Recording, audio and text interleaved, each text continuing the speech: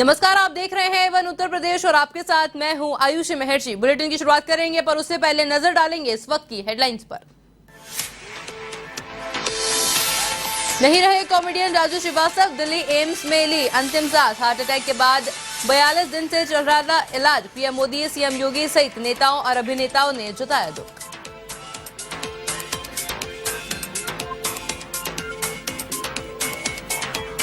UP विधानसभा के monsoon सत्र का तीसरा दिन, सत्ता पक्ष और विपक्ष में हुए सवाल जवाब। विधानसभा के 13 पूर्व सदस्यों को दी श्रद्धांजलि।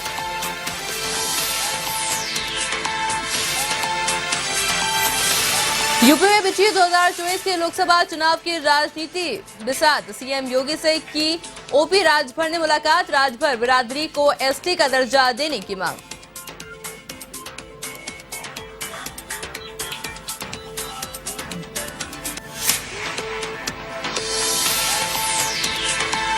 कासगंज के बिलराम में प्रेमी युगल का शव मिलने से सनसनी। फांसी के फंदे पर लटके मिले शव। मामले की जांच में जुटी पुलिस।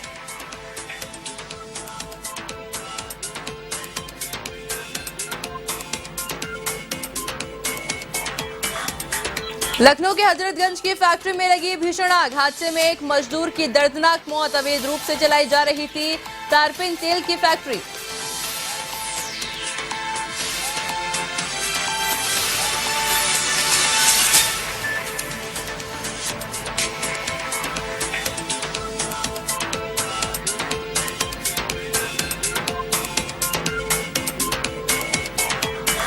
मशहूर कॉमेडियन राजू श्रीवास्तव का निधन हो गया। आपको बताएं, वो 58 साल के थे। दिल का दौरा पड़ने के बाद उन्हें दिल्ली के एम्स अस्पताल में भर्ती कराया गया। 10 अगस्त को एम्स में भर्ती करवाने के बाद से उनकी तबीयत में कोई सुधार नजर नहीं आ रहा था। वर्कआउट करते वक्त कॉमेडियन अचानक गिर गए और बेहोश हो गए थे। कार्डियक अरेस्ट के बाद राजू श्रीवास्तव के दिमाग पर भी इसका असर हुआ, जिसकी वजह से उनका ब्रेन डैमेज हो गया। इधर राजू श्रीवास्तव के निधन पर प्रधानमंत्री नरेंद्र मोदी, गृह मंत्री अमित शाह, यूपी सीएम योगी आदित्यनाथ समेत कई दिग्गजों ने शोक व्यक्त किया।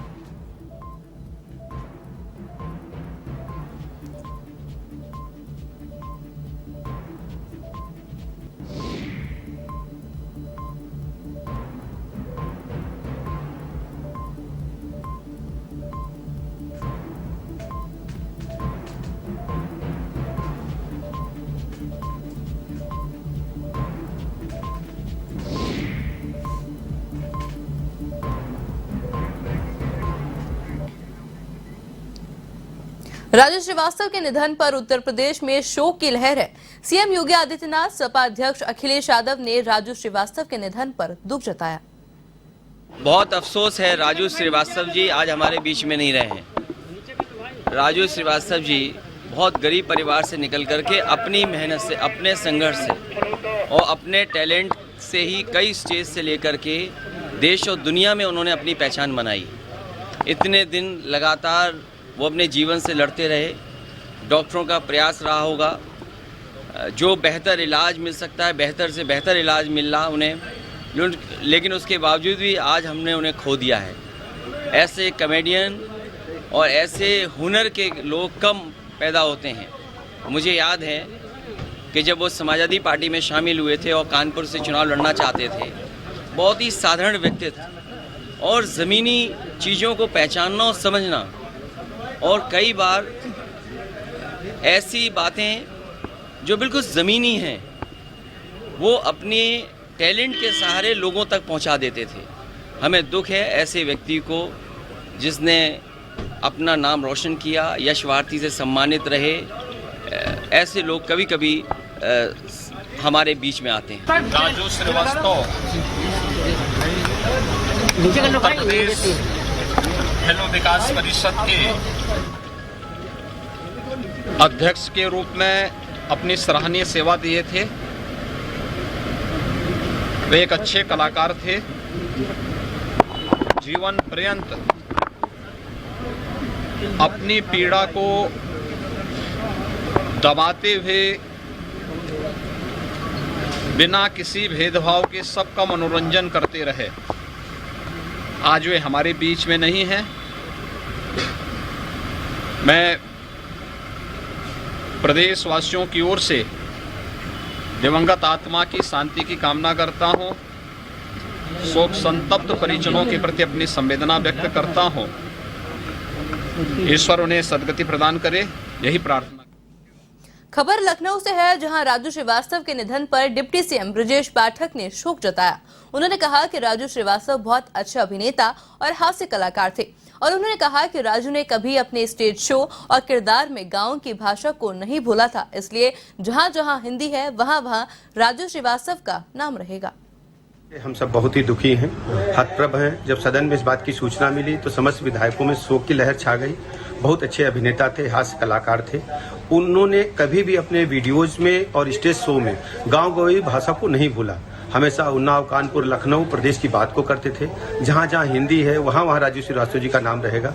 मैं ईश्वर से प्रार्थना करता हूं उन्हें अपने श्री चरणों में स्थान दें और परिवार को, उनके अनुयायियों को, उनके समर्थकों को और जो उनको सुनने वाले, उनके चाहने वाले हैं, उनको इतनी ताकत प्रदान करें कि वो असहनीय पीड़ा को सह सके। वहीं कानपुर नगर सांसद सत्यदेव पंचोरी ने भी हास्य कलाकार राजू श्रीवास्तव के निधन पर शोक व्यक्त किया। दुख की सूचना है कि भारत के प्रमुख हास्य कलाकार और उत्तर प्रदेश को फिल्म सिटी के रूप में विकसित करने वाले कानपुर के जन्मे राजू श्रीवास्तव जी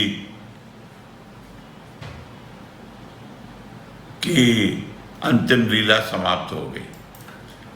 वो बहुत कठिन समय से गुजरे और बेहोशी की हालत में उन्होंने जीवन मृत्यु से कठिन संघर्ष किया, लेकिन अंत में वो बच नहीं सके।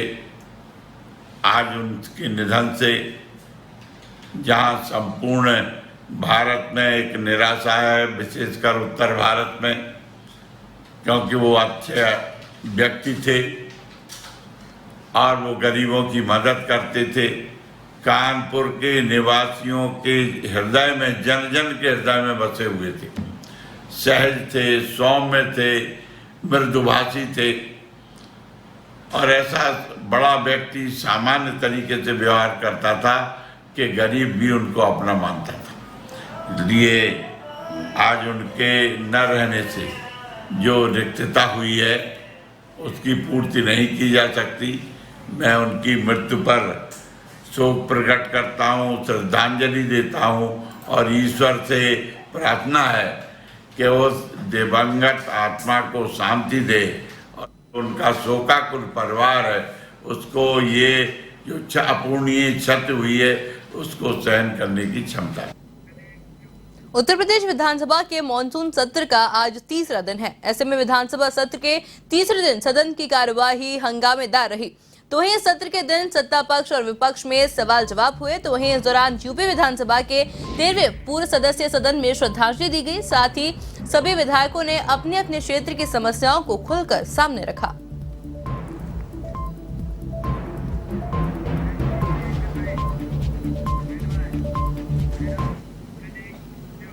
सपा अध्यक्ष अखिलेश यादव ने योगी सरकार पर निशाना साधा। उन्होंने सरकार की ओर से मदरसों के सर्वे का विरोध जताया। यादव ने कहा कि मदरसों सर्वे से क्या अर्थव्यवस्था बढ़ेगी, क्या यूपी की इकोनॉमी $1 ट्रिलियन हो जाएगी। तो वहीं कानून व्यवस्था को लेकर भी योगी सरकार पर हमला बोला। स्वास्थ्य सेवाएं और स्वास्थ्य को लेकर के चिंता होनी चाहिए।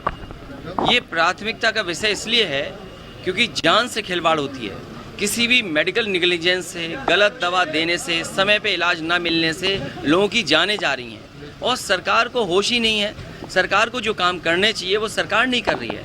मेडिकल कॉलेजेस जो मानक है उसके तहत डॉक्टर्स हो, पैरामेडिकल स्टाफ हो, टेक्निकल स्टाफ हो, बजट की जो आवश्यकता है वो मिलनी चाहिए।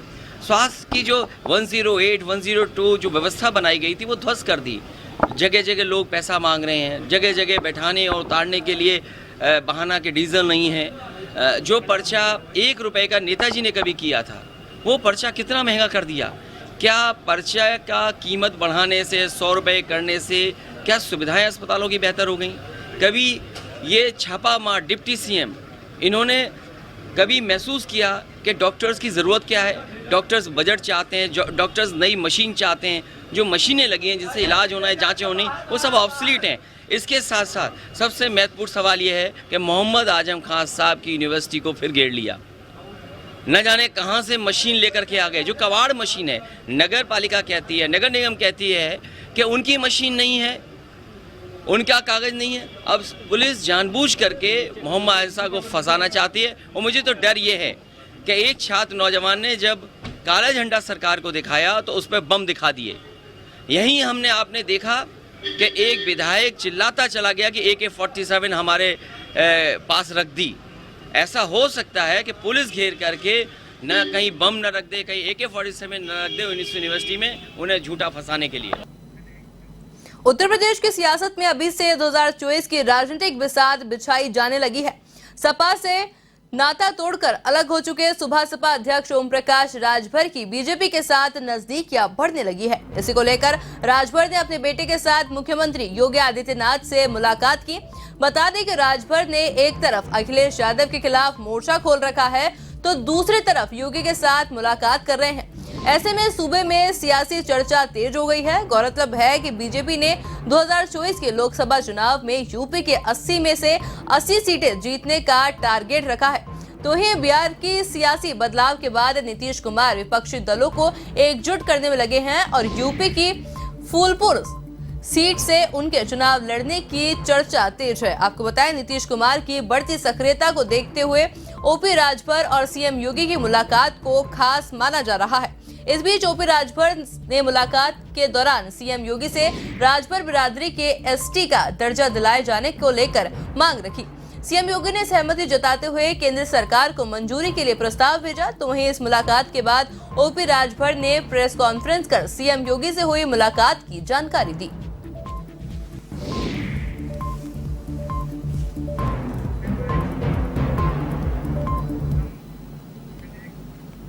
खबर जोधपुर के देचू से है, जहां चामू थाना क्षेत्र में लोड़ता अशलावता गांव में नहर में गिरने से एक महिला की डूबने से मौत हो गई। तो वहीं महिला को बचाने पहुंचे 2 और की भी डूबने से मौत हो गई। तो वहीं ग्रामीणों की सूचना पर सखेला तहसीलदार सुमित्रा चौधरी और चोमू पुलिस मौके पर पहुंची, जिन्होंने ग्रामीणों की मदद से तीनों शवों को नहर से निकलवाया। मृतकों की शिनाख्त भवरी, संतोष और उदाराम के रूप में हुई है। पुलिस ने बताया कि संतोष को नहर से निकालकर देचू अस्पताल ले जाया गया। तो वहीं भवरी देवी व उदाराम को चामू अस्पताल में ले जाया गया, जहां चिकित्सकों ने मृत घोषित कर दिया।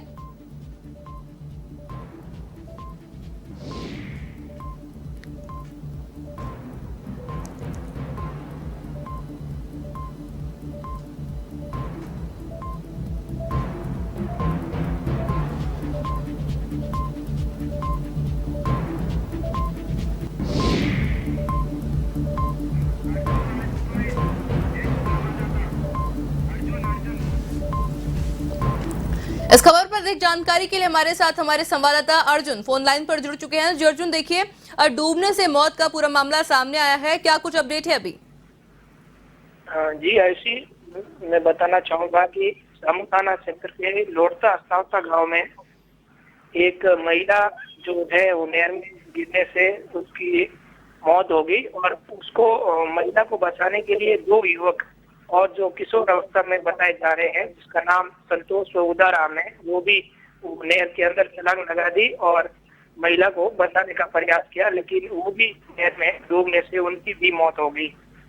और इस घटना की जानकारी ग्रामीणों को लगी और ग्रामीणों ने पुलिस को इत्तला दी। तो चामू थाना पुलिस वो सेकला तहसीलदार सुमित्रा चौधरी, बालेश्वर उपखंड अधिकारी भी मौके पर पहुंचे और तीनों शवों को बाहर निकाला, जहाँ बालेश्वर अस्पताल में आज इनका पोस्टमार्टम किया जाएगा। जी आशी। जी अर्जुन, आपका बहुत बहुत शुक्रिया हमारे साथ जुड़ने के लिए और तमाम जानकारी हमारे साथ साझा करने के लिए।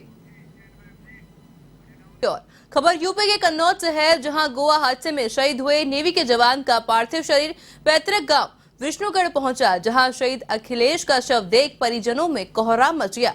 तो वहीं शहीद को श्रद्धांजलि देने पूरा गांव उमड़ पड़ा। इस दौरान पैतृक गांव में जवान को नम आंखों से विदाई दी गई। बता दें कि मर्चेंट नेवी में तैनात अखिलेश की जहाज से गिरने के कारण मौत हुई थी।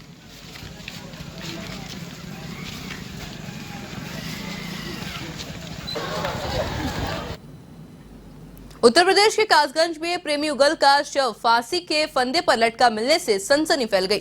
घटना की सूचना पाकर एसपी, एएसपी और डीआईजी मौके पर पहुंचे, जहां उन्होंने फॉरेंसिक टीम की मदद से साक्ष्य जुटाए।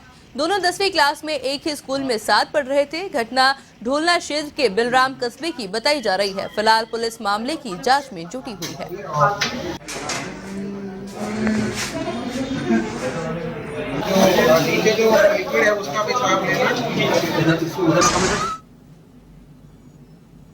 दो बच्चे जिनकी उम्र करीब 17 से 19 साल के बीच में थी और इन दोनों बच्चों की आज डेड बॉडी जो है यहाँ पर मिली थी। प्रथम दृष्टया ऐसा देखकर लगता है मौके पर, घटनास्थल पर, कि दोनों बच्चे जो है इन लोगों ने खुदकुशी कर ली और फांसी लगा लिए। बाकी पोस्टमार्टम के लिए डेड बॉडी को भेज दिया गया है। इनके परिजनों से भी बातचीत कर ली गई है।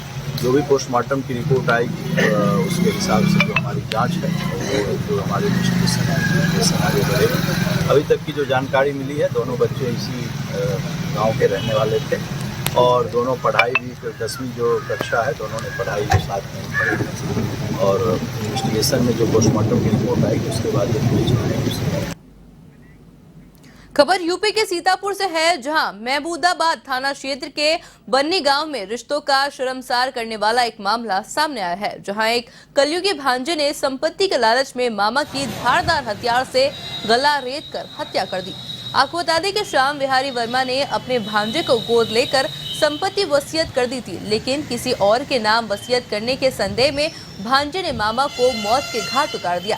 तो वहीं सूचना पर पहुंची पुलिस ने आरोपी भांजे और उसकी पत्नी को गिरफ्तार कर लिया।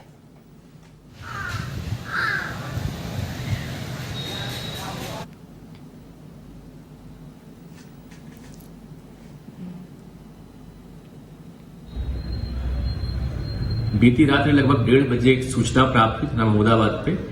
एक 50 वर्षीय अधेड़ श्याम बिहारी वर्मा नाम के व्यक्ति की हत्या हो गई है।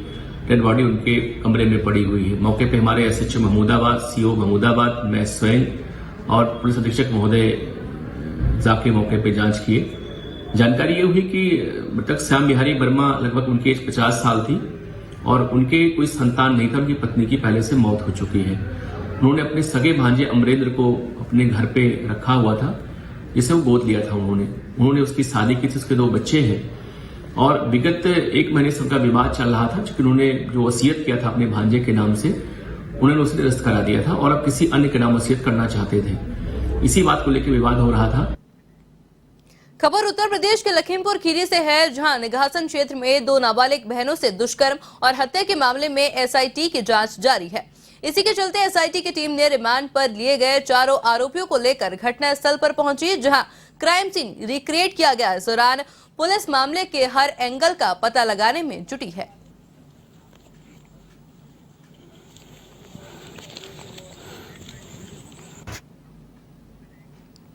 उत्तर प्रदेश की राजधानी लखनऊ के हजरतगंज इलाके में एक फैक्ट्री में भीषण आग लग गई। इस हादसे में एक व्यक्ति की मौत हो गई। बताया जा रहा है कि तारपिन तेल की ये फैक्ट्री अवैध रूप से चलाई जा रही थी। इधर घटना की सूचना पाकर पहुंची फायर ब्रिगेड की टीम ने कड़ी मशक्कत के बाद आग पर काबू पाया। आपको बता दें कि फैक्ट्री के अंदर लगी आग में जलकर हुए मजदूर की पहचान उन्नाव के 84 निवासी सुशील कुमार के रूप में हुई है। तो वही घटना के बाद फैक्ट्री संचालक मौके से फरार हो गया।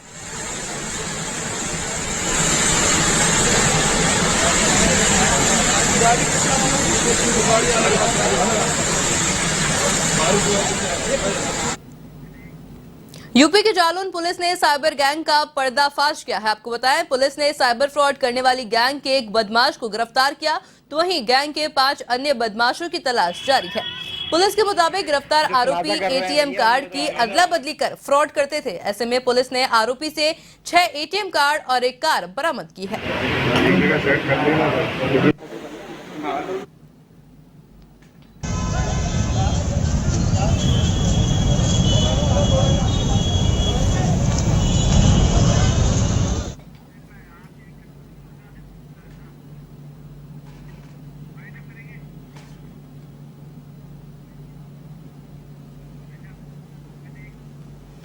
तो चलिए फिलहाल बुलेटिन में सिर्फ इतना ही। इसी तरह देश दुनिया से जुड़ी तमाम बड़ी खबरों के लिए देखते रहिए A1 टीवी। नमस्कार।